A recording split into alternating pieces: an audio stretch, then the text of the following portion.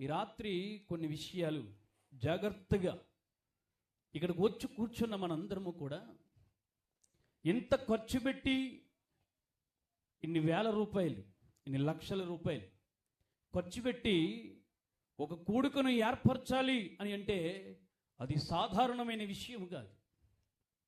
దైవజనులైనా ఈ దినాన్న ఈ క్రిస్మస్ కూడుకను ఏర్పాటు చేస్తూ ఉన్న జకరియా మార్త గారు, మా పెద్దమ్మ గారు, పెద్దనాన్న గారు అయినా ఈ కూడుకను ఏర్పరుస్తున్న ముఖ్యమైన ఉద్దేశం ఏమిటి అని అంటే కనీసం ఒక్క ఆత్మైనా సరే రక్షించబడాలని.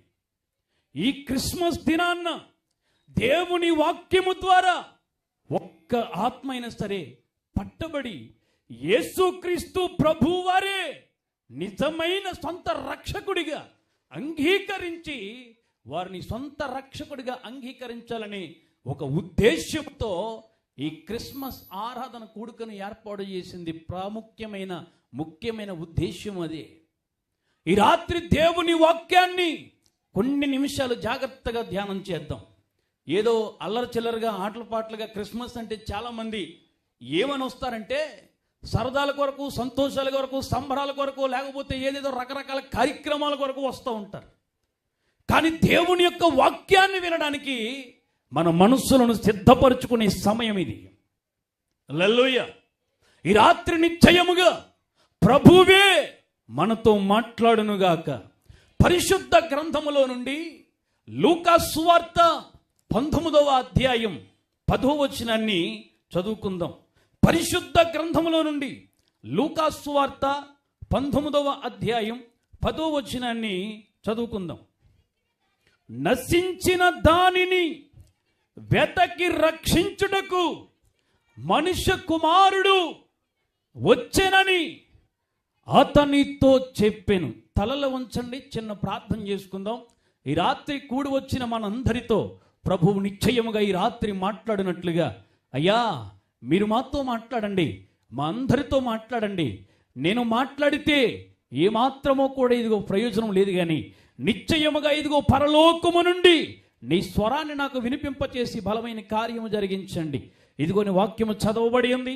చదవబడిన వాక్యము ద్వారా ఇదిగో మీరే సూటిగా తేటగా మాట్లాడి మమ్మల్ని అందరినీ కూడా బలపరిచి ఈ రోజున ఈ రీతిగా ఈ రాత్రి ఈ విజయవాడ ప్రాంతంలో ఇదిగో ఈ వాంబే కాలనీలో జరుగుతున్న ఈ క్రిస్మస్ ఆరాధన కూడిక నాయన ప్రభువే కుటుంబీకులుగా, దాసులుగా, దైవజనులుగా, సంఘాలుగా ఏర్పాటు చేసిన ఈ కూడికను నిశ్చయముగా ఇదిగో ఘనముగా, మర్యాదగా, సంతోషంగా, నీ నామానికి మహిమకరంగా మీరే జరిగించి సహాయము చేసి నడిపించమని యేసుక్రీస్తు నామం పేరట అడిగి వేడుకొనుచున్నాం మా ప్రియ పరలోకపు తండ్రి. ఆమేన్, ఆమేన్. దేవునికి స్తోత్రం.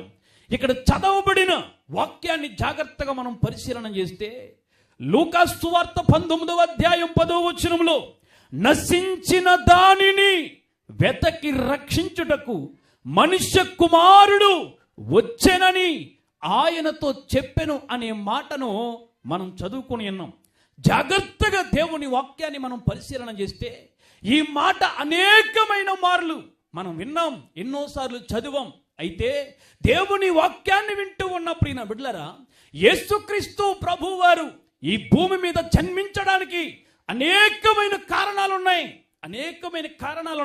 ఈ రాత్రి ప్రాముఖ్యమైన కారణాన్ని నేను మీ ముందు పెట్టాలని ఆశపడుతూ ఉన్నాను. యేసుక్రీస్తు ప్రభువారు ఈ భూమి మీద జన్మించడానికి లేక రావడానికి ముఖ్యమైన అనేకమైన ఉద్దేశాలు, అనేకమైన కారణాలు ఉన్నాయి. అన్ని కారణముల కంటే ప్రాముఖ్యమైన కారణం ఈ దినాన్ని మనం నేర్చుకోబోతూ ఉన్నాం. దేవునికి స్తోత్రం. హల్లెలూయా. ఒక ప్రశ్న నేను మిమ్మల్ని అడగాలని ఆశపడతా ఉన్నాను ఇప్పటి నుంచో. ఒక ప్రశ్న ఏంటనంటే, యేసుక్రీస్తు ప్రభువారు ఆయన పుట్టాడా, లేక ఆయన వచ్చాడా, లేక పంపబడ్డాడా? చెప్పాలి మీలో కొంతమంది. యేసుక్రీస్తు ప్రభువారు ఆయన పుట్టాడా, పంపబడ్డాడా, లేక వచ్చాడా? ఈ ప్రశ్నకు చాలామంది తెలియలేని పరిస్థితుల్లో నిజంగా తలడిల్లిపోతూ ఉన్నారు కొంతమంది. దేవుని యొక్క వాక్యాన్ని వింటూ ఉన్న ప్రియ బిడ్డలారా, యేసుక్రీస్తు ప్రభువారు ఈ భూమి మీద అంటే ఇక ముందు లేడు అనే కదా అర్థం. ఏమన్నా అంతేనా? ఇలా చూడండి, నా వైపు చూడండి. యేసుక్రీస్తు ప్రభువారు పుట్టాడు అని అంటే ఇక ముందు పుట్టలేదనే అర్థం. ఏమంతే కదా?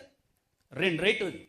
యేసుక్రీస్తు ప్రభువారు వచ్చాడు అని అంటే ఆయన రావడానికి కారణం ఏంటి? ఎవరు పంపారు ఆయన్ని?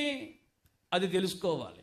మూడవది, యేసుక్రీస్తు ప్రభువారు పంపబడ్డాడు అని అంటే ఎవరు పంపబడ్డారో మనం ఇవన్నీ తెలుసుకోవాలి. ఇవన్నీ కూడా నేర్చుకోవాలంటే చాలా పెద్ద సబ్జెక్ట్, ఇది చాలా పెద్ద సబ్జెక్ట్. ఏదేమైనప్పటికీ కూడా యేసుక్రీస్తు ప్రభువారు ఆయన ఏమై ఉన్నాడు అని అంటే మొట్టమొదటిగా పరిశుద్ధమైన కన్య గర్భమున ధరింపజేసి పరిశుద్ధాత్మ దేవుడే ఉన్నవాడు అనువాడు అనబడుతున్న సర్వాధికారి అయిన క్రీస్తే యేసుగా ఉన్నవాడు అనబడుతున్న ఆయన యేసుక్రీస్తు ప్రభువారు పుట్టక ముందు ఆయన ఉన్నవాడు. దేవునికి స్తోత్రం, హల్లెలూయా. ఆయన పుట్టినవాడు కాదు. చాలా మంది ఏమంటా ఉంటారంటే ఈ క్రిస్మస్ దినాలలో పశువులు పాకోటి కట్టి తొట్టోటి వేసి మరియమ్మ తల్లిని బొమ్మను కూర్చోబెట్టి ఒక చెంటి బిడ్డను పెట్టి పూజించడమో ఆరాధన చేయడమో, లేకపోతే యేసుక్రీస్తు ప్రభు వారు తొట్టులోనే ఉన్నాడని లేకపోతే పాకలో ఉన్నాడని అనుకుంటూ ఉంటారు సుమా. ఎందుకనంటే యేసుక్రీస్తు ప్రభు వారిని మనము చూస్తున్నట్లుగా యాకోబు ప్రవచనము ద్వారా ఒక అద్భుతమైన ప్రవచనం సంఖ్యాకాండంలో రాయబడి ఉన్నది. ప్రస్తుతం ఇప్పుడు మనము ఆయనను చూస్తున్నాము, కానీ ఇప్పుడు ఆయన చూస్తున్నట్లుగా లేడు. హల్లెలూయా. ప్రస్తుతం ఇప్పుడు మనము తొట్టులోనే చూస్తూ ఉన్నాము, కానీ ఇప్పుడు ఆయన చూస్తున్నట్లుగా లేడు. కానీ ఆయన సర్వాధికారి అయిన యూదా గోత్రపు సింహము వలె ఇప్పుడు ఆయన ఎలా ఉన్నాడు అనంటే యూదా గోత్రపు సింహము వలె ఉన్నాడు. ఇప్పుడు మనము చూడవలసింది తొట్టుల్లోనూ పాకల్లోనూ అక్కడెక్కడ కాదు సుమా. ఇప్పుడు ఆయన రెండవ రాకడలో రావడానికి సిద్ధంగా ఉన్నాడు. సిద్ధముగా ఉన్న ఆయన బూర శబ్దము విన్న వెంటనే మనము ఎత్తబడడానికి కావలసిన సిద్ధపాటు భూమి మీద పరిశుద్ధాత్మ దేవుని వలన మనము పొందుకునే వారం అయి ఉండాలి. సంవత్సరానికి ఒకసారి తొట్లో చూస్తే నీకేమవుతుంది? ఏమండి, సంవత్సరానికి ఒకసారి డిసెంబర్ మాసం అంతా కూడా తొట్లోను పాకలను అక్కడెక్కడ చూస్తే నీకేమొస్తుంది? నా దేవుని వాక్యాన్ని వింటూ ఉన్న ప్రియ బిడ్డలారా, యేసుక్రీస్తు ప్రభువారు ఎవరయ్యా అనంటే ఆయన పంపబడిన వాడు. గట్టిగా చప్పలు కొడుతూ దేవుని మహిమ పరుద్దాం. హల్లెలూయా. ఆయన ఎవరు అనంటే పంపబడిన వాడు. ఎవరి చేత పంపబడ్డాడు అనంటే సర్వాధికారి అయిన తండ్రి అయిన దేవుని చేత పంపబడిన వాడు. హల్లెలూయా. ఆయన పంపబడిన వాడు.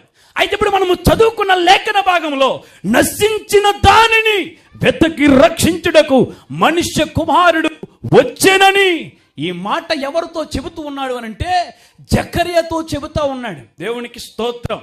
పొట్టివాడైన జక్కయ్యతో చెబుతున్న ఈ మాట ఏమిటనంటే ఇదిగో మనుష్య కుమారుడు నశించిపోతున్న దాన్ని వెతకి రక్షించడానికి వచ్చాడు అనే విషయాన్ని తెలియజేస్తూ ఉన్నాడు. దేవుని వాక్యాన్ని వింటూ ఉన్న ప్రియ బిడ్డలారా, ఈ మాట మాట్లాడుతున్న యేసయ్య ఇప్పుడు ఇంతకీ ఆయన ఈ భూమి మీదకి రావడానికి ఇంతకీ నశించిన దానిని అని అక్కడ రాయబడి ఉంది. ఇంతకీ ఈ భూమి మీద నశించిపోయేది ఏది? యేసుక్రీస్తు ప్రభువారి భూమి మీదకి రావడానికి ప్రప్రదమైన కారణం ఏంటో తెలుసా? నశించిపోయిన దానిని వెతికి రక్షించడానికి ఈ భూమి మీదకే కదా యేసయ్య వచ్చింది. నశించిపోతున్న ప్రతి ఒక్కరిని కదా యేసుక్రీస్తు ప్రభువారు నిజంగా ఇదిగో రక్షించడానికి వచ్చింది. ఏది నశించిపోయేది? నశించిపోవడానికి, నశించిపోయిన దానిని వెతికి రక్షించడానికి యేసుక్రీస్తు ప్రభువారు ఆయన సర్వాధికారి అయిన దేవుడై ఉండి ఒక మానవ రూపాన్ని ధరించి భూమి మీద రావడానికి గల కారణం ఏంటి? అసలు ఒక మనుష్యుడి కొరకు సాక్షాత్తు దేవుడే భూమి మీదకి దిగి రావడానికి గల కారణం ఏంటి? ఈ భూమి మీద నశించిపోయేది ఏమున్నది? భూమి మీద నశించిపోయేది ఏముంది? భూమి మీద నశించిపోయే దాని కొరకు యేసుక్రీస్తు ప్రభు వారికి రావడానికి గల ముఖ్య ఉద్దేశం ఏంటో ఈ దినాన మనము తెలుసుకునేవారు అయి ఉండాలి. దేవునికి స్తోత్రం, హల్లెలూయా. నశించిపోయిన దాని కొరకు ఈ భూమి మీదకి ఆయన వచ్చాడు అనంటే ఆ నశించిపోయేది ఎంత విలువైనదో ఈ రాత్రి మనము ఆలోచించేవారు అయి ఉండాలి. హల్లెలూయా. నశించిన దాని కొరకు యేసయ్య వచ్చారంటే ఆ నశించిపోయేది ఎంత విలువైనదో, ఎంత ప్రాముఖ్యమైందో ఈ రాత్రి మనం గమనించేవారు అయి ఉండాలి. ఏంటి నశించిపోయేది? నశించిన దాని కొరకు యేసయ్య రావడానికి గల కారణం ఏంటి? ఏమి నశించిపోతూ ఉంది? ఈ యావత్తు ప్రపంచంలో నశించిపోయేది ఏంటో కొన్ని విషయాలు నేను మీకు తెలియచేయాలని ఆశపడుతూ ఉన్నాను. తండ్రి అయిన దేవుడు ఆదిమ ప్రారంభ దినాలలో ఆదాముని దేవుడు ఏర్పాటు చేసిన తరువాత మట్టితో దేవుడు ఆదామును సృష్టించాడు. దానికి సమస్తమును ఏర్పరిచాడు. కళ్ళు, చెవులు, ముక్కు, కాళ్ళు అన్నీ ఏర్పాటు చేసిన తర్వాత అది ఏమాత్రమో కూడా కదలలేని పరిస్థితిలో ఉంది. అది కదలలేని పరిస్థితిలో ఉన్నప్పుడు దేవుడు నాసిక రంధ్రములో నుండి జీవాయువును ఊదగా ఆ నరుడు ఏమయ్యాడు? చెప్పాలి మీరు అందరూ నోరు తెచ్చి. ఆ నరుడు ఏమయ్యాడు? జీవాత్మ ఆయను. అనగా ఇప్పుడు తండ్రి అయిన దేవుడు ఆ నరునిలో పెట్టినది ఏంటయ్యా అని అంటే ఒక ఆత్మను దేవుడు పెట్టాడు. హల్లెలూయా. ఆదిమ ప్రారంభ దినాలలో ఆదాముకి దేవుడు పెట్టింది ఏంటంటే ఒక ఆత్మను దేవుడు ఏర్పాటు చేశాడు. దేవుడు ఒక ఆత్మను పెట్టాడు. ఈ రాత్రి యేసుక్రీస్తు ప్రభువారు నశించిన దానిని వెతికి రక్షించడానికి ఈ లోకానికి వచ్చాడు అని అంటే ఏంటో తెలుసా? నశించిపోయేది దేవుడు వచ్చింది ఈ శరీర సంబంధమైన దేహం కొరకు కాదు సుమా, నశించిపోతున్న మనలో ఉన్న ఆత్మ కొరకు దిగి వచ్చాడు. గట్టిగా చప్పలు కొడుతూ దేవుని మహిమపరుద్దాం. హల్లెలూయా. యేసుక్రీస్తు ప్రభువారు ఈ భూమి మీదకి దిగి వచ్చింది కేవలము శరీరము కొరకే కాదు, నీలో ఉన్న ఆత్మ నశించిపోతూ ఉందని దానిని గమనించిన దేవుడు, దానిని గుర్తించిన దేవుడు నిశ్చయముగా నీ కొరకు, నీలో ఉన్న ఆత్మ కొరకు నశించిపోతున్న దానిని వెతికి రక్షించడం కొరకే ఈ క్రిస్మస్ దినాల్లోనే మనం ఏదో ఆలోచన చేస్తూ ఉన్నాం. గడిచిన కొన్ని 2000 సంవత్సరాల క్రిందమే యేసుక్రీస్తు ప్రభువారు నశించిన దానిని వెతికి రక్షించడానికి ఈ లోకానికి వచ్చినట్లుగా మనందరము కూడా గమనించేవారమై ఉండాలి. అయితే దేవుని వాక్యాన్ని వింటూ ఉన్న ప్రియ బిడ్డలారా, ఈ ఆత్మ అనేది చాలా ప్రాముఖ్యమైంది. ఈ ఆత్మ, శరీరం, ఈ దేహం అనేది చాలా ప్రాముఖ్యమైంది. వీటన్నిటికంటే ఆత్మ అనేది చాలా ప్రాముఖ్యమైంది. ఎందుకో తెలుసా? చనిపోయిన తరువాత దేహం మాత్రమే సమాధి చేయబడుతుంది. ఆత్మ వాడిని దయచేసిన వాడి దగ్గరికి ఖచ్చితంగా వెళ్ళిపోవాలి. అర్థమైందండి? శరీరం మాత్రమే మొన్నైనది వెనకటి వలె మట్టిలో కలిసిపోవాలి. కానీ దేవుడిచ్చిన ఆత్మ ఖచ్చితంగా ఎక్కడికి వెళ్ళాలంటే వాడిని దయచేసిన దాని దగ్గరికి వెళ్ళిపోవాలి. తండ్రి అయిన దేవుని దగ్గరికి. అనగా ఇదిగో మనలో ఉన్న ప్రతి ఆత్మ, ప్రతి ఒక్కరి ఆత్మ ఎవరికి అప్పగించాలి అనంటే తండ్రి అయిన దేవునికి మన ఆత్మను అప్పగించాలి. అందుకేగా యేసుక్రీస్తు ప్రభువారు నశించిన దానిని, అనగా నశించిపోయేది ఏది అనంటే ఈ శరీరము కానే కాదు, కానీ ఈ శరీరం అనగా మనలో ఉన్న ప్రతి ఆత్మ నశించిపోతున్న దానిని దేవుడే గమనించి, దేవుడే గ్రహించి, నశించిపోతున్న దాని కొరకు సర్వ సృష్టికర్త అయిన దేవుడే భూమి మీదకి దిగి రావడానికి ముఖ్యమైన ఉద్దేశం ఏమిటి అనంటే మనలో ఉన్న ఆత్మ నశించిపోతూ ఉంది. దేవుని వాక్యాన్ని వింటూ ఉన్న ప్రియ బిడ్డలారా, ఈ రాత్రి ఒక ఆలోచన చేయండి. నిజంగా మన జీవితంలో ఎన్నో క్రిస్మస్లు జరుపుకుంటూ ఉన్నాం, ఎన్నో ఆరాధనలు జరుగుతూ ఉన్నాయి, ఎన్నో కార్యక్రమాలు జరుగుతూ ఉన్నాయి. ఈ రోజున ఒక్కసారి మీరు ఆలోచన చేయండి. యేసుక్రీస్తు ప్రభువారు ఈ భూమి మీదకి వచ్చి అంత గొప్ప త్యాగం చేస్తే ఎందుకు వచ్చారో ఏంటో తెలియలేని పరిస్థితుల్లో చాలామంది భయంకరమైన పరిస్థితుల్లో ఉన్నారు. భయంకరమైన మూఢనమ్మకాల్లో ఉంటూ భయంకరమైన పరిస్థితుల్లో ఉంటారు. ఒక విషయాన్ని నేను మీకు తెలియచేయాలని ఆశపడుతున్నాను. ఒక సత్యాన్ని నేను మీకు తెలియచేయాలని ఆశపడుతూ ఉన్నాను. ఎందుకో తెలుసా? కేవలం ఒక మనుష్యునికి మాత్రమే దేవుడు ఆత్మను పెట్టాడు సుమా. దేవుడు కేవలం ఒక మనుష్యునికి మాత్రమే ఆత్మను పెట్టాడు. చాలామంది ఏమనుకుంటారంటే, నేను ఎవరిని విమర్శించట్లేదు, కానీ చనిపోయిన తర్వాత కొంతమంది ఏదోలా పుడతారని, మరొకలా పుడతారని వాళ్ళు అనుకుంటూ ఉంటారు. కానీ అది అవాస్తవం. ఎందుకో తెలుసా? దేవుని యొక్క వాక్యము సెలవిస్తూ ఉంది, నిశ్చయముగా మనుషునికి మాత్రమే దేవుడు తన ఆత్మను అప్పగించాడు. దేవుడు మాత్రమే మనుషునికి ఆత్మను ఇచ్చాడు తప్ప మేకలకు కానీ, గొర్రెలకు కానీ, పశువులకు కానీ, లేకపోతే జంతువులకు కానీ వీటేటికి కూడా దేవుడు ఆత్మను ఇవ్వలేదు. దేవునికి స్తోత్రం. మనుషులలో ఇంతకీ ఆత్మ ఉందని మీరు నమ్ముతారా? అసలు పరిశుద్ధ గ్రంథంలో మనుషుల్లో ఒక ఆత్మ ఉందని మీకు తెలుసా? చెప్పాలి మీరు. సార్ చూడండి, మీరే చదవండి. పరిశుద్ధ గ్రంథంలో నుండి యోబు గ్రంథం 32వ అధ్యాయం 8వ వచనం. త్వరగా యోబు గ్రంథం 32వ అధ్యాయం 8వ వచనం.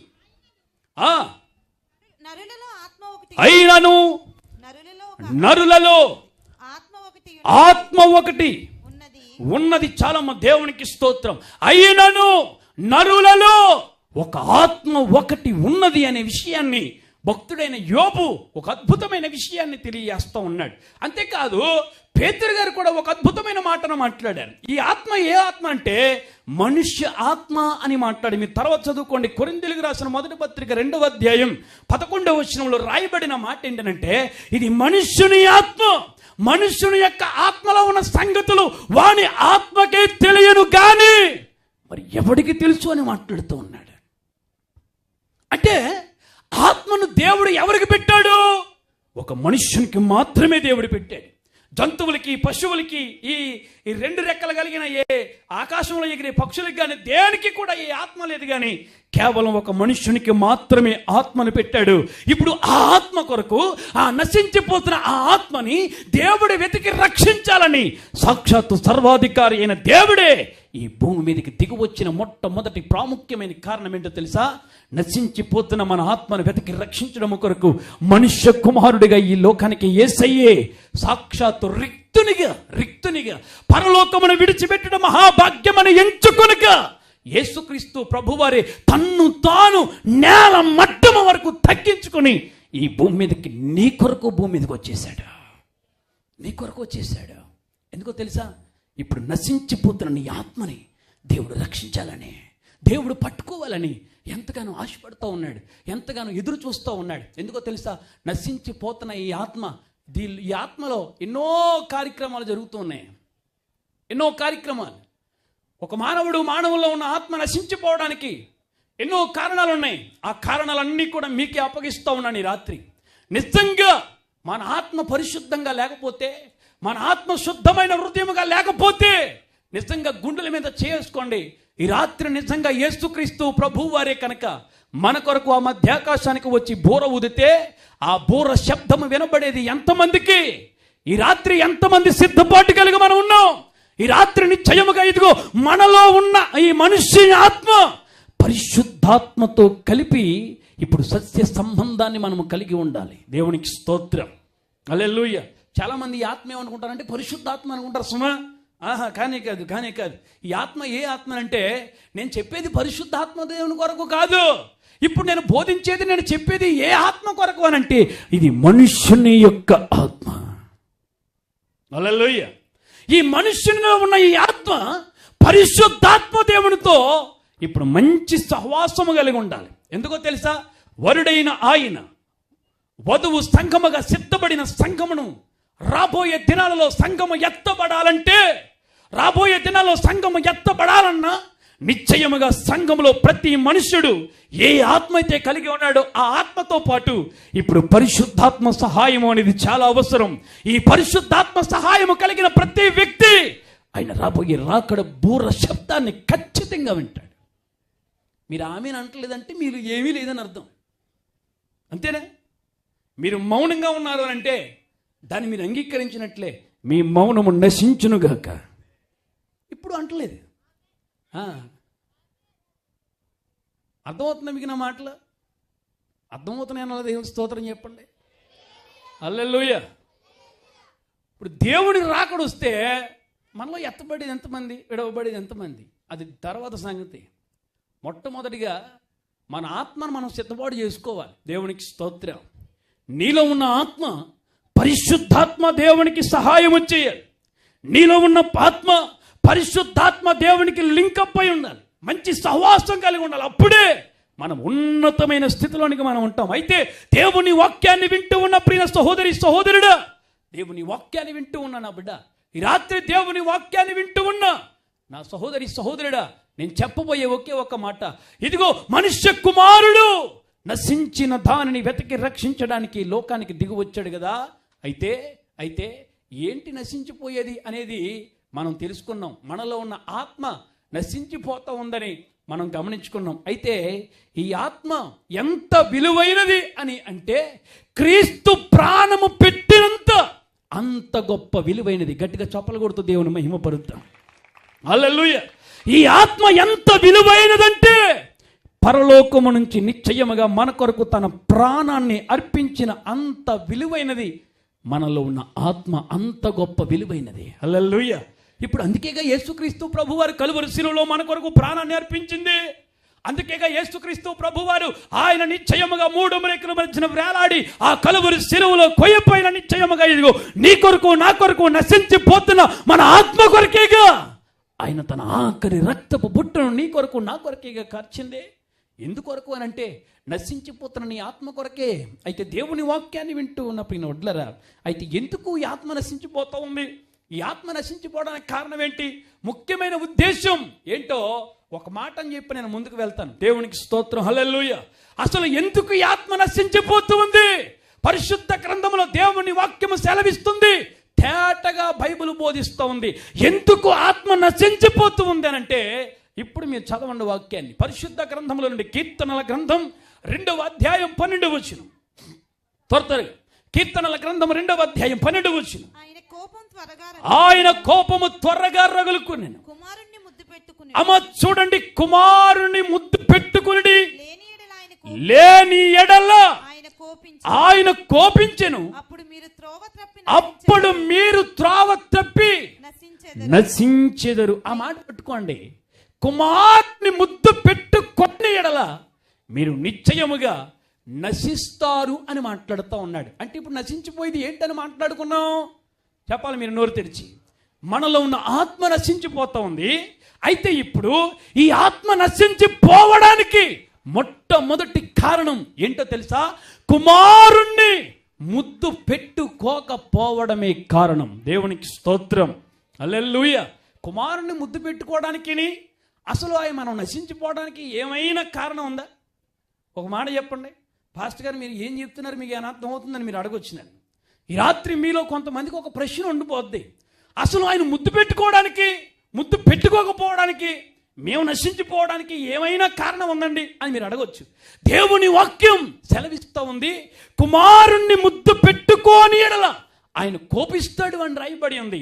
రెండవది, నిశ్చయముగా ఆయనను ముద్దు పెట్టుకోనప్పుడు మీరు నశించెదరు అని మాట్లాడుతూ ఉన్నాడు. దేవునికి స్తోత్రం. హల్లెలూయా. పరిశుద్ధ గ్రంథములో కుమారుడు అంటే ఎవరి కుమారుడు అనేది జాగ్రత్తగా వాక్యాన్ని పరిశీలన చేస్తే ఎవరి కుమారుడు అని అంటే యేసుక్రీస్తు ప్రభువారే కుమారుడు. దేవునికి స్తోత్రం. మరలా మీరు వేరే కోణంలో మీరు ఏమి వెళ్ళొద్దు, కానీ ఎవరి కుమారుడు అని అంటే యేసుక్రీస్తు ప్రభువారే కుమారుడు. మెస్సయ గ్రంథంలో రాయబడిన రీతిగా ఏలయనగా మనకు శిశువు పుట్టెను, మనకు కుమారుడు అనుగ్రహించబడెను అని రాయబడింది.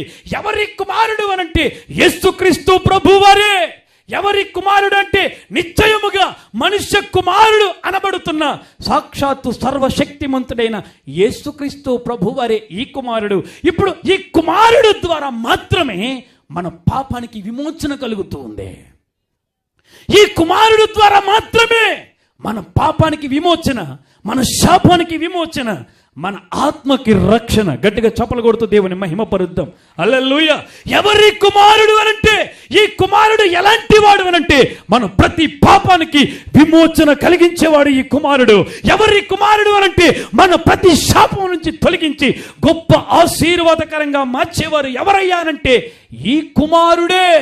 ఈ కుమారుడే. ఎవరి కుమారుడు అనంటే నశించిపోతున్న ఆత్మను రక్షించే కుమారుడు ఈ కుమారుడే. హల్లెలూయా. అటువంటి కుమారుడు అనబడుతున్న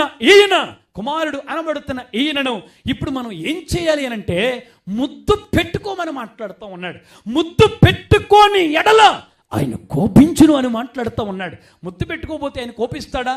ఖచ్చితంగా కోపిస్తాడు. పరిశుద్ధ గ్రంథంలో దేవుని వాక్యం అదే సెలవిస్తూ ఉంది. ఎవరైనా చిన్నబిడ్డల్ని ముద్దు పెట్టుకోమన్నప్పుడు సర్వసాధారణంగా కొంతమంది పిల్లలు ముద్దు పెట్టుకుంటారు, కొంతమంది ముద్దు పెట్టుకోరు.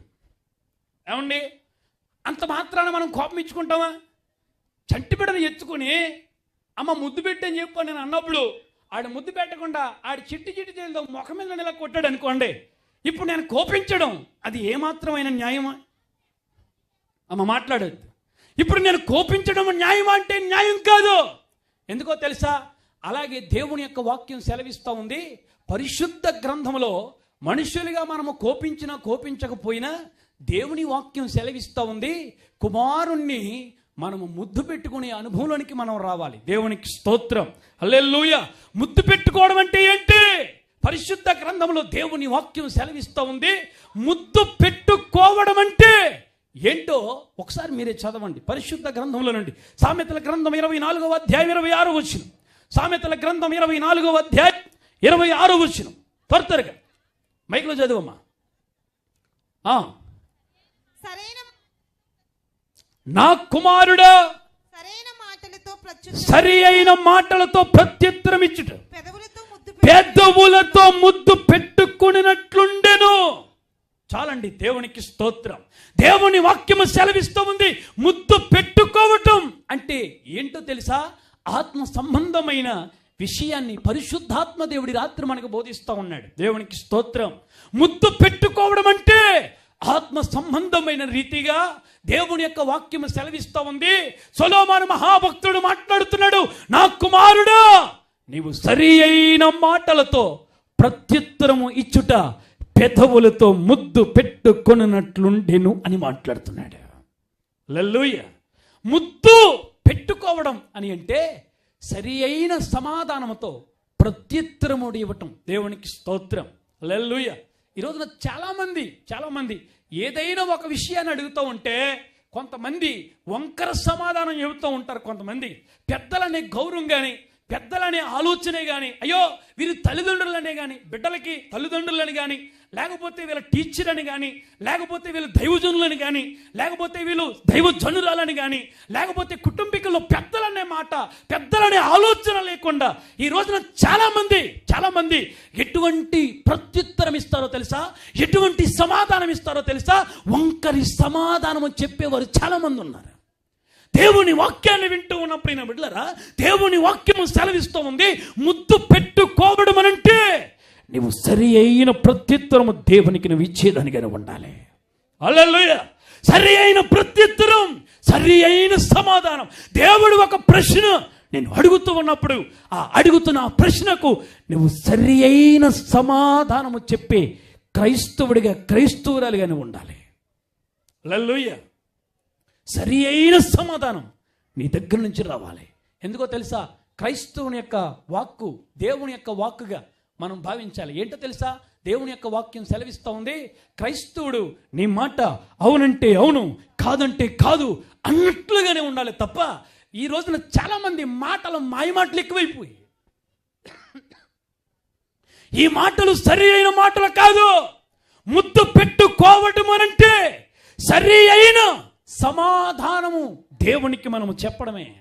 ఈ రోజున దేవుడు ఒక ప్రశ్న మనం అడిగితే, ఈ రోజున నాతో ఎంతవరకు నువ్వు సహవాసం చేస్తూ ఉన్నావు, ఎంతవరకు నీ ప్రార్థన జీవితం నాతో గడుపుతూ ఉన్నావు, ఈ రోజున ఎంతవరకు నాలో ఎంతగా నువ్వు సహవాసంలో ఎలుగుతూ ఉన్నావు అని దేవుడు కొన్ని ప్రశ్నలు మనల్ని అడిగితే సరి అయిన సమాధానం ఈ రాత్రి మన దగ్గర ఉందంటారా?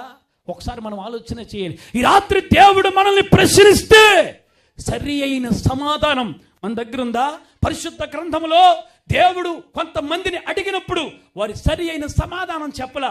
అందులో ఇద్దరు వ్యక్తులను చూపించి నేను ముగిస్తాను. పరిశుద్ధ గ్రంథంలో నుండి మనకందరికీ కూడా తెలుసు, ఆదాము ప్రారంభంలోనే సృష్టించబడిన ఆదాము ఎలాంటి వాడో ఈ కథ అంతా కూడా మీకు తెలుసు.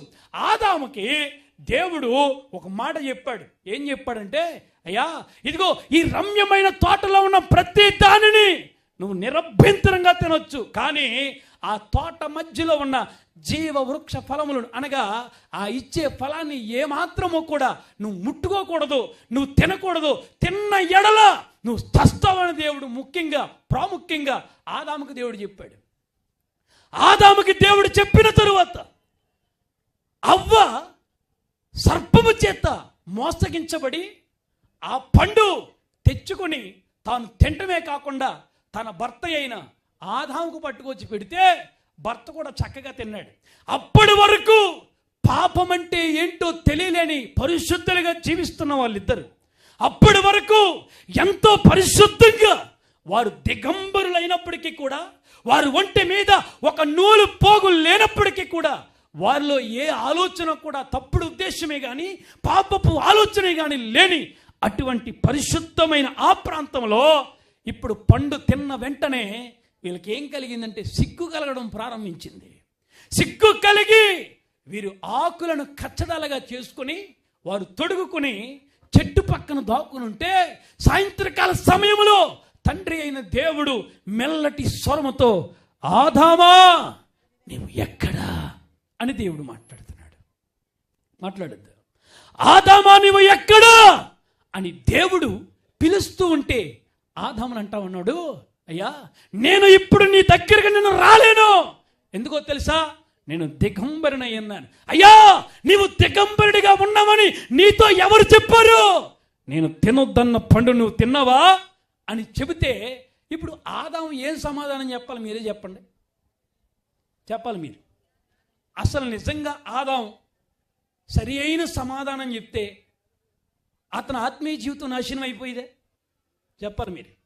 సరి అయిన సమాధానం ఆదాము చెప్పకే ఆదాము ఆ పరిస్థితుల్లో వెంటనే దేవుని కాలు మీద పడిపోయి, అయ్యా నేను బుద్ధి తక్కువై పాపం చేశాను, తప్పు చేశాను, క్షమించండి అని ఆదాము దేవుని పాదాల మీద పడిపోయి బ్రతిమాలి తప్పు అయిపోయిందని ఒప్పుకుంటే ఖచ్చితంగా తన ఆత్మను తాను రక్షించుకునేవాడు ఆదాము.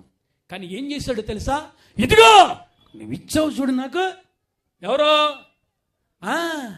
ఆమె తినమంటేనే నేను తిన్నాను, ఆవిడ పట్టుకొచ్చింది ఆమె, నాకు ఇందులో ఏ పాపం తెలియదు, ఆవిడ పెడితేనే తిన్నాను తప్ప నా సొంతంగా నేను తెచ్చుకుని తిన్నది ఏమీ లేదని చెప్పని ఎలాంటి సమాధానం చెప్పాడు? అది సరి అయిన సమాధానమేనా? చెప్పాలి మీరందరూ. సరి అయిన సమాధానమేనా? ఇప్పుడు కుమారుణ్ణి ఆదాము ముద్దు పెట్టుకున్నట్లేనా? చెప్పాలి మీరందరూ. ఇప్పుడు యేసయ్యను ముద్దు పెట్టుకున్నట్లేనా?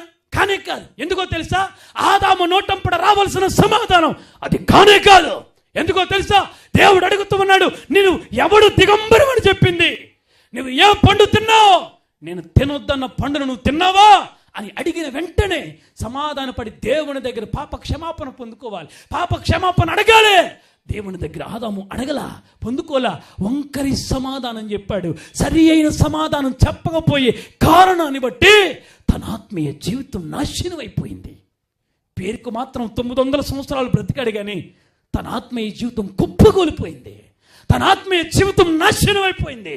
తన ఆత్మీయ జీవితం చరిత్రలో మనం చూస్తూ ఉంటే భయంకరమైన కుటుంబంలో, భయంకరమైన చీకటి కుటుంబంలోనికి ఆదాము కుటుంబం వెళ్ళిపోయింది. దేవునికి స్తోత్రం. ఆదామే అనుకుంటే ఆదాము కొడుకు ఇంకా గొప్పోడు. దేవునికి స్తోత్రం. ఎలాంటాడు? ఆయన గారు ఇంకా గొప్పోడు. తండ్రే గొప్పోడు అంటే కొడుకు ఇంకా గొప్పోడు. కొడుకు ఇంకా గొప్పోడు. నీతిమంతుడైన హేబేలుని తన సహోదరుడైన కయ్యేను తన దేవుని మందిరంలో శ్రేష్టమైన ఫలం అప్పగించాడని, సమర్పించాడని ఆయన మీద కోపం పెట్టుకుని పంట పొలంలో తన తమ్ముడైన హేబేలుని కయ్యేను చంపేశాడు. చంపేస్తే ఎవ్వడికి తెలియదు అనుకున్నాడంతే. పొలంలో చంపేసి మౌనంగా వచ్చేస్తా ఉన్నాడు ఇంటికి. దేవుడు మార్గము మధ్యలో కయ్యేను పిలుస్తున్నాడు, కయ్యేను నీ తమ్ముడు ఎక్కడా? ఏమన్నాడు? కయ్యేను నీ తమ్ముడు ఎక్కడయ్యా అని అడుగుతుంటే ఇప్పుడు కయ్యేను ఏం సమాధానం చెప్పాలి? ఇంకేం సమాధానం చెప్తాడు? నా ముఖం ఆడు చేసిందంతా చేసి వచ్చాడు, ఇంకేం చేస్తాడు? అయ్యా మందిరంలో నేను ఎలాగ అర్పించలేకపోయాను, శ్రేష్టమైన అర్పణ అర్పించిన ఇదిగో నా తమ్ముడైన హేబేలు చంపి నేను వస్తున్నాను అని ఏమాత్రం కూడా చెప్పగలడా? అయినా చంపి ఉన్నా, ఒకవేళ చంపేసిన ఇప్పుడు అతను ఏం చేయాలో తెలుసా? కయ్యేను నిజంగా దేవుని దగ్గర క్షమాపణ కోరాలి. ఏం చెప్పాడో తెలుసా? నా తమ్ముడికి నేను ఏమైనా కావలివాడినా? ఇది దేవునికిచ్చే సరి అయిన సమాధానమా? మీరు చెప్పాలి. ఇప్పుడు చెప్పాలి. దేవుని దగ్గర ఆయన చెప్పవలసిన సరి అయిన సమాధానమా? కానే కాదు. ఇప్పుడు కయ్యేను జీవితం నాశనం అయిపోవడానికి మొట్టమొదటి కారణం సరి అయిన సమాధానము కయ్యేను చెప్పకపోవడమే. కయ్యేను చెప్పకపోవడమే అంటే దేవుడు గుడ్డోడు అనుకుంటారు కొంతమంది. మనం ఏం చేస్తున్నాం చెల్లుతుందిలే, మనం ఏం చేస్తున్నా చెందుతుందిలే, మనల్ని ఎవడు పట్టించుకోలే, మనల్ని ఎవడు ఏమి చేయలేడులే అన్న ఆలోచనతో చాలామంది బ్రతికేస్తూ ఉంటారు. కానీ ఈ రాత్రి దేవుని వాక్యాన్ని వింటూ ఉన్నప్పుడు నా బిడ్డలారా, మనుషులు చూడలేకపోవచ్చు, నీ కుటుంబీకులు చూడలేకపోవచ్చు, దేశంలో ఏ ఒక్కడు చూడలేకపోవచ్చు, కానీ నిన్ను సృష్టించిన సృష్టికర్త అయిన తండ్రి అయిన దేవుడు నిన్ను చూస్తూ ఉన్నాడని ఈ రాత్రి నిజముగా ఇదిగో నీవు గుర్తెరిగి, నిజముగా ఇదిగో నీవు భయపడి దేవుని యందు భయభక్తులు కలిగి నువ్వు బ్రతికితే ఖచ్చితంగా ప్రభువు నీ జీవితంలో గొప్ప కార్యం చేస్తాడా. హల్లెలూయా. ఈ రాత్రి దేవుని వాక్యాన్ని వింటూ ఉన్నప్పుడు నా బిడ్డలారా, కుమారుణ్ణి ముద్దు పెట్టుకోవడం అనంటే సరి అయిన ప్రత్యుత్తరం ఇవ్వటం, సరి అయిన సమాధానము దేవునికి నువ్వు చెప్పడం.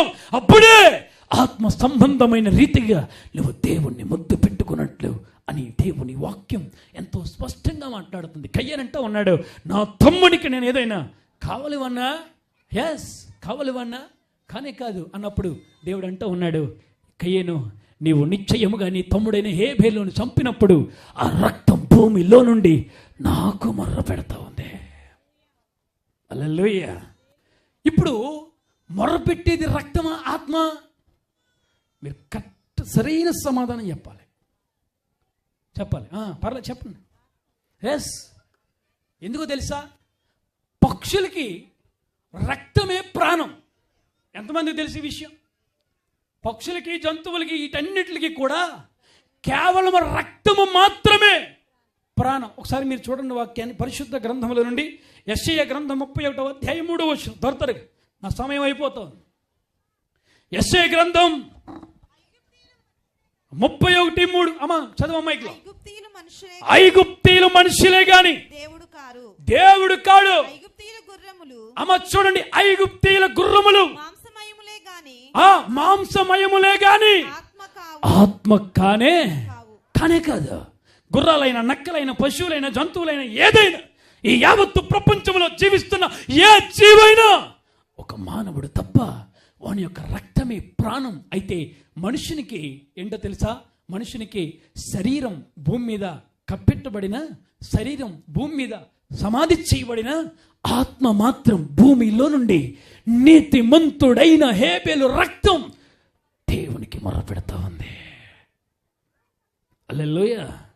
భూమిలో నుండి హేబేలు రక్తం దేవునికి మొరపెడితే ఎంత గొప్పగా దేవుడు విన్నాడని ఒకసారి ఆలోచించండి. అబ్బా, చంపిన ఒక్క 10 నిమిషాలకి ఆ రక్తం భూమిలో నుండి మొరపెడుతూ ఉంటే, ఆ ఆత్మ భూమిలో నుండి మొరపెడుతూ ఉంటే, నీతిమంతుడైన ఆ యొక్క ఆత్మ ఎప్పుడైతే మూలుగుతూ ఉందో, ఎప్పుడైతే దేవునికి ప్రార్థన చేస్తూ ఉందో, వెంటనే నడిచి వెళుతున్న కయ్యను దగ్గరికి దేవుడు వచ్చాడు. కయ్యను, నీ తమ్ముడు ఎక్కడ? సరైన సమాధానం లేదు, సరి అయిన ప్రత్యుత్తరం లేదు. సరి అయిన సమాధానము లేకే తన కుటుంబం అడుక్కు తింటాం, భిక్షమెత్తుకోవడం, కుటుంబం నాశనం అయిపోవడం మనం చూస్తూ ఉన్నాం. మనుష్య కుమారుడు ఈ లోకానికి ఎందుకు వచ్చాడో తెలుసా? నశించిపోయిన దానిని వెతకి రక్షించడానికి ఈ లోకానికి వచ్చాడు. నా దేవుని వాక్యాన్ని వింటూ ఉన్నప్పుడు నా బిడ్డలారా, కుమారుణ్ణి ముద్దు పెట్టుకోవడము అని అంటే నువ్వు సరి అయిన సమాధానం ఇవ్వటమే. కొన్నిసార్లు దేవుని దాసుల ద్వారా కొన్ని హెచ్చరికలు నీకు ఇస్తాడు. కొన్నిసార్లు దేవుడు నిన్ను మార్చుకోవాల్సినవి మార్చుకోమంటాడు.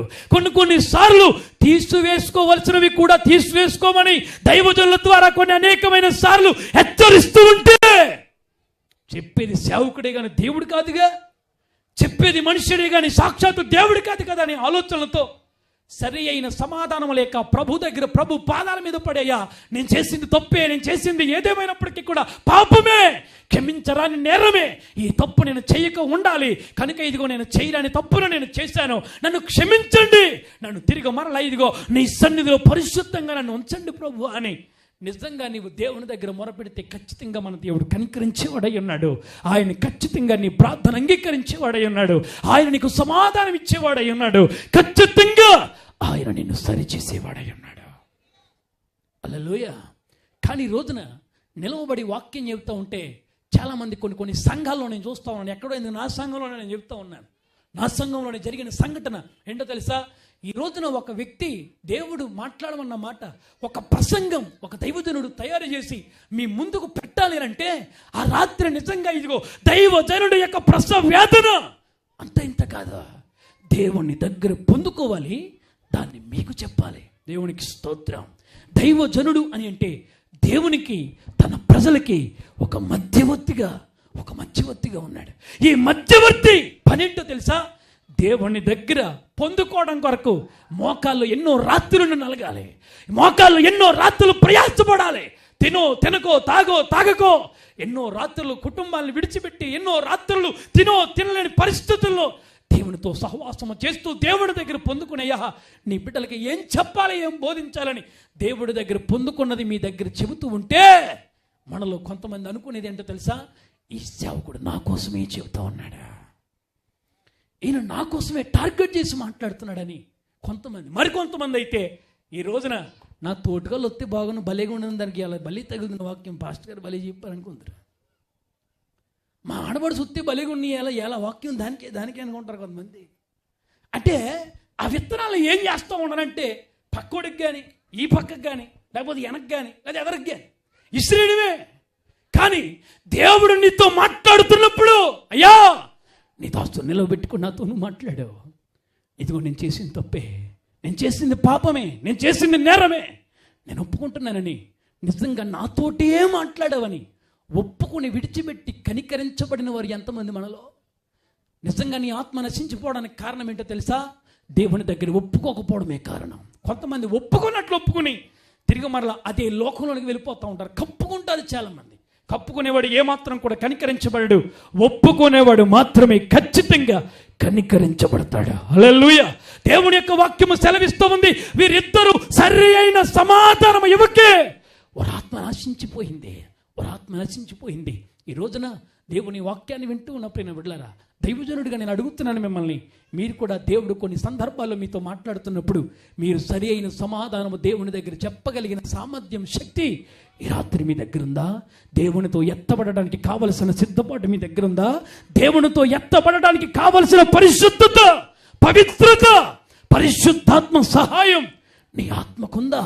ఈ రాత్రి నేను అడుగుతున్నాను. ఒక్క మాట అని చెప్పి నేను ముగిస్తాను. హెబ్రీయులకు రాసిన పత్రిక 2వ అధ్యాయం 14వ వచనం త్వరగా నేను ముగిస్తాను.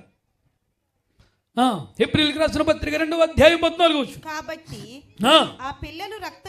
కాబట్టి ఆ పిల్లలు రక్త మాంసము గలవారైనందున ఆ ప్రకారమే మరణము యొక్క బలము గలవానిని అనగా అపవాదిని మరణము ద్వారా నశింపచేయుటకును చూడండి, జీవితకాలం అంతయును మరణ భయము చేత దాస్యమునకు లోబడిన వారిని విడిపించుటకును ఆయన కూడా రక్త మాంసములు గలవాడిగా వచ్చిన. గట్టిగా చప్పలు కొడుతూ దేవుని మహిమపరుద్దాం. హల్లెలూయా. సాతాను యొక్క బంధకాల్లో బంధించబడిన ప్రతి ఒక్కరిని ఆయన రక్షించడానికి ఈ భూమి మీదకి దిగి వచ్చాడు తెలుసా? ఆయన కూడా రక్త మాంసములు కలిగిన వాడుగా ఈ భూమి మీదకి దిగి వచ్చాడు. దాసత్వం నుండి విడిపించడానికి, భయంకరమైన బంధకాల నుంచి విడిపించడానికి, భయంకరమైన పాపము నుంచి విడిపించడానికి, భయంకరమైన వ్యభిచార తత్వము ఊపిలో నుంచి విడిపించడానికి యేసుక్రీస్తు ప్రభు వారు రక్త మాంసములు కలిగిన వాడిగా ఆయన భూమి మీదకి దిగి వచ్చాడు. అద్భుతాలు చేయాలంటే ఆకాశం నుంచి కూడా చేయొచ్చు, కానీ ఆయన భూమి మీద సాక్షాత్తు దిగే రావక్కర్లా. ఆశ్చర్యమైన కార్యాలు చేయాలంటే ఆయన కనుసెగ ఒకటి చాలు. ఆయన ఈ రోజున ఈ నశించిపోతున్న ఆత్మ కొరకు ఆయన భూమి మీదకి దిగి రావక్కర్లా. ఆయన కనుసెగ ఒకటి చాలు. దేవునికి స్తోత్ర. ఈ భూమి మీదకి ఆయన ఎందుకు వచ్చాడయ్యా అంటే నశించిపోతున్న ఆత్మను వెతికి రక్షించడానికి భూమి మీదకి వచ్చాడు. ఆలోచన చేద్దాం ఒకసారి. ఈ రాత్రి మన జీవితం ఎలా ఉందో, మన పరిస్థితి ఎలా ఉందో, మన ఆత్మీయ జీవితం, మన ఆత్మీయ పరిస్థితి, మన ఆత్మీయ ఆలోచన ఎలా ఉందో ఈ రాత్రి ఆలోచన చేసుకుందాం. అసలు మన ఆత్మీయ జీవితం దేవునికి సరి అయిన జీవితం లాగే ఉందా? ఈ రాత్రి మనం ఆలోచన చేసుకుని ఈ క్రిస్మస్ దినాన్న అయ్యా నీవు ఈ లోకానికి రావడానికి ప్రప్రథమైన కారణం నశించిపోతున్న ఆత్మను వెతికి రక్షించడం కొరకు ఈ లోకానికి వచ్చావు కదా. ఈ రోజున ఇదిగో నేను సమర్పణ చేసుకుంటున్నాను. 2024వ సంవత్సరం డిసెంబర్ 15వ తారీఖు ఈ రాత్రి నేను ఇదిగో నీకు మొరపెడుతున్నాను. నీ దగ్గర నేను ఒక వరం అడుగుతూ ఉన్నాను. నా ప్రతి తప్పిదమును కూడా మీరు క్షమించి నశించిపోతున్న ఆత్మను రక్షించి నీవే సొంత రక్షకుడిగా అంగీకరించడానికి నాకు సహాయం చేయి ప్రభు అని ఒక్క చిన్న ప్రార్థన కళ్ళు మూసుకున్నట్లయితే మీ కొరకు చిన్న ప్రార్థన చేయాలని ఆశపడుతున్నాను. తల్ల వంచండి, చిన్న ప్రార్థన చేసుకుందాం. అందరూ కూడా ప్రార్థనలో ఏకీభవిందాం. ప్రభువానికి స్తోత్రాలు, స్తోత్రాలు. ఆశ్చర్యకరుడానికి స్తోత్రాలు, స్తోత్రాలు, స్తోత్రాలు. నిన్న నేడు ఏకరీతిగా ఉన్న దేవానికి స్తోత్రాలు. గొప్ప దేవుడువు, శక్తిమంతుడువు, ఆశ్చర్యకరుడు, ఆలోచనకర్త. నిన్న నేడు ఏకరీతిగా ఉన్న దేవా, ఈ రాత్రి నిశ్చయముగా ఇదిగో నీ వాక్యము ద్వారా మాతో మీరు మాట్లాడినందుకు నీకు స్తోత్రాలు. ఏమిచ్చిన నీ రుణాన్ని మేము తీర్చలేము తండ్రి. ఈ లోకంలో ఎన్నో ఉన్నా వాటన్నిటికంటే ప్రాముఖ్యమైన మా ఆత్మ నశించిపోతుందని మీరు మాట్లాడారు. భయంకరమైన బంధకాల చేత, పాపము చేత, శాపము చేత నైనా ఇదిగో తండ్రి భయంకరమైన ఊపిలో పడి ఇదిగో మీ దగ్గరికి రావాల్సిన ఆత్మ, మీ దగ్గరికి చేరవలసిన ఆత్మ ఇదిగో భయంకరమైన బంధకాలు చిక్కబడి ఉంది. ఈ చిక్కబడిన ఆత్మ కొరకే కదా మీరు మా కొరకు ఈ లోకానికి దిగి వచ్చింది తండ్రి. ఇదిగో ఒక్కసారి మీరు మమ్మల్ని జ్ఞాపకం చేసుకోండి. నీ వాక్యాన్ని విత్తి ఉన్నాం, ఏ దుష్టుడు కూడా ఎత్తుకుపోకుండా ఈ రాత్రి నిశ్చయముగా వారి హృదయంలో నాటింపచేసి రక్షణ లేని ప్రతి ఒక్కరికి గొప్ప రక్షణ భాగ్యాన్ని మీరు అనుగ్రహించండి. ఈ రాత్రి ఎవరి కుటుంబంలో అయితే సమాధానం లేదో ఆ కుటుంబానికి సమాధానం దయచేయండి. ఏ కుటుంబం అయితే నలుగుపోతూ ఉందో ఈ రాత్రి ఆ కుటుంబానికి మీరు ఆదరణ కలగచేయండి. ఎంత ప్రయాసపడి, ఎంత ఖర్చు పెట్టి నా యొక్క కుటుంబం ఏర్పాటు చేసిన క్రిస్మస్ స్తుతి ఆరాధన ఈ రాత్రి ఏ ఒక్కరిని విడిచిపెట్టద్దు. దావీదు కుమారుడా, ఈ రాత్రి ఎవరిని విడిచిపెట్టొద్దు. మీరు దర్శించి మరి అడుగుచున్నాను. ఈ రాత్రి మీరు మాట్లాడండి. మా జీవితం మీతో ముడిపడి ఉందని తెలిసి ప్రతి ఒక్కరితో మీరు మాట్లాడి సహాయం చేసి నడిపించమని, విత్తబడిన వాక్యం ప్రతి హృదయాల్లోని మీరు నీరు కట్టి ఫలింపజేసి సహాయం చేయమని మమ్మల్ని మేము తగ్గించుకుని ఘనమైన నామాన్ని హెచ్చిస్తూ యేసుక్రీస్తు నామం పేరటడికి వేడుకొనుచున్నాము ప్రియ పరలోకపు తండ్రి. ఆమేన్, ఆమేన్, ఆమేన్.